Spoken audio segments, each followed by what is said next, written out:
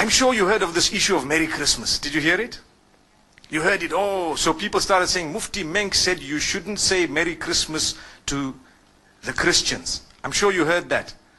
Why do you want to just take a small piece of the statement and hold it out like this and make it seem like we are people who do not believe in, a multicultural coexistence, multi-religious coexistence and so on?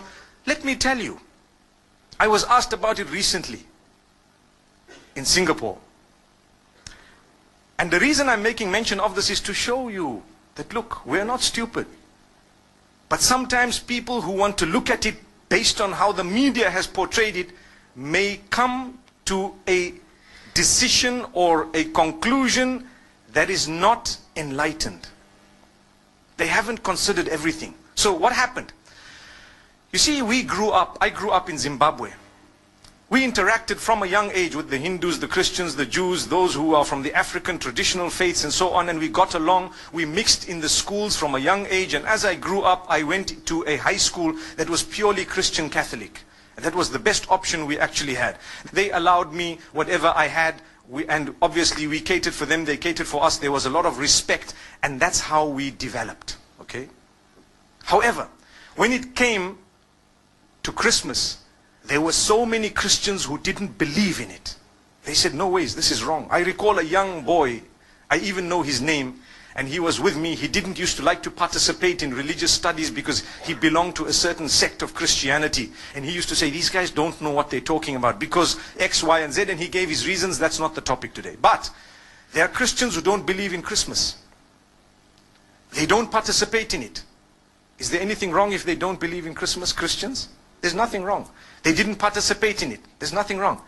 But the minute they put a block on someone else who believes otherwise, then there's a problem. That's what we're saying.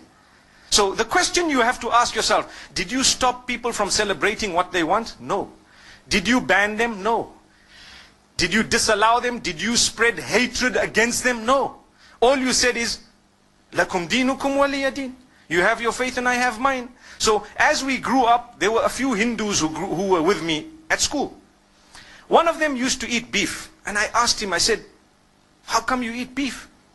Isn't this supposed to be one of the gods that you consider, a god with respect to them, with due respect to them? But he says, no, this is a special beef. I didn't understand that, but it was just that, okay, I'm not such a strict Hindu. That's what it meant. There were other Hindus who would tell him, listen, you are wrong. There were other Hindus who told him you are wrong. And there were other Hindus who tried to correct him. But he kept on eating it. And then, when it came to Eid al-Adha of the Muslimin, they would never congratulate us. Why? Because we are sacrificing or slaughtering their God, so to speak. We never ever felt bad. Don't expect, and please don't expect a Hindu to tell you Eid Mubarak at Eid al-Adha. Respect them and understand that what you are doing is blasphemous to them, but they've allowed you to continue. It doesn't mean they hate or they are intolerant. It just means that they believe differently and they have a separate system of belief, and it would be insulting to them to actually come onto this side here and tell you, look, as much as you're cutting my God, but well done, welcome, enjoy it, enjoy that. You don't expect it. Come on, use your brain. This is what tolerance and coexistence is all about. It's not about a statement. It's more about allowing them to believe what they have to, with respect in a way that you respect what they have as well. That's all it is. So what happened is, as time passed, it was amazing, because when it comes to the other faiths, we found the same. People didn't participate in some rituals of other faiths. That did not make them bigots. But they respected each other. There was a young man who became a Muslim from the Hindus. The day they were, when they die, what happens is they burn the body. They cremate that body. So this young man, his father had died, and they were cremating the body, and they asked him as the oldest son to actually light the fire. And he said, look, as much as you want me to do it, and that's my father, I'm sorry, it goes against my beliefs. And it caused a commotion until some of those who were wise, who knew, they said, look, that's the man's beliefs. Come on, leave him. Let the next son do it. How can you impose on him some... The idea is to coexist with your difference. That's what makes you a rainbow nation. That's what it is. But you don't shove your opinion down the throats of others. Just like now, in the Western world, they are banning you from covering your hair in some countries. That would create another problem. Why? Like the Honorable Minister said, it would make people feel that they are at war with the system. Because, hey, you know what? This is my basic right to believe something. I believe this is wrong. I believe this is right. That's the idea. So, from among the Muslims, there are those who believe that it's okay to participate in Christmas. And from among the Christians, there are those who believe that it's not okay to participate in Christmas. Look at the irony. But the idea is, if you believe that, by all means, go ahead. You are answerable to Allah, not to me. If this one believes otherwise, go ahead. But please don't impose it on me. If I don't want, it's one of those things. Come on.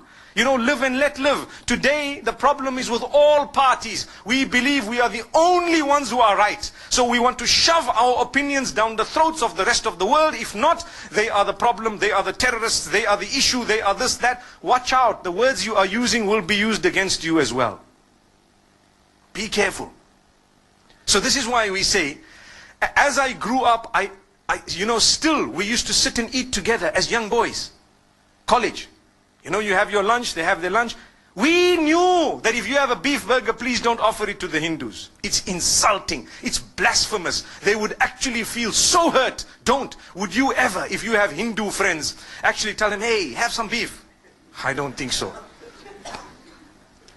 Exactly the same could be said about pork and the Muslims. Do you agree? Imagine if your friend says, this is a pork burger, come on, bacon tastes nice, you know, come on, you know. How would you feel? They respect you, you get along with them, you build the nation, you contribute towards the building of the nation together.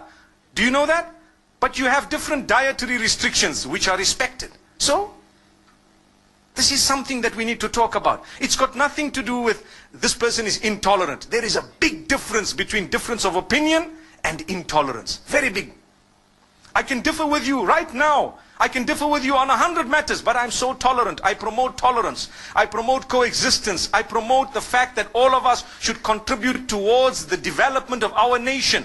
Here in Malaysia, you have people, you have the Chinese, you have the Malays. On the other hand, you have Muslims, you have Buddhists, you have perhaps people who belong to Christianity, maybe even, you know, Jewish people, whatever other faiths. I don't know how the nation is made in terms of, you know, the various faiths, but I'm sure there are more than 20 or 30 different faiths. Look at the civil service. You will have people belonging to every race and to every religion, and they are serving the nation. That's what they're doing. What are they doing? Serving the nation.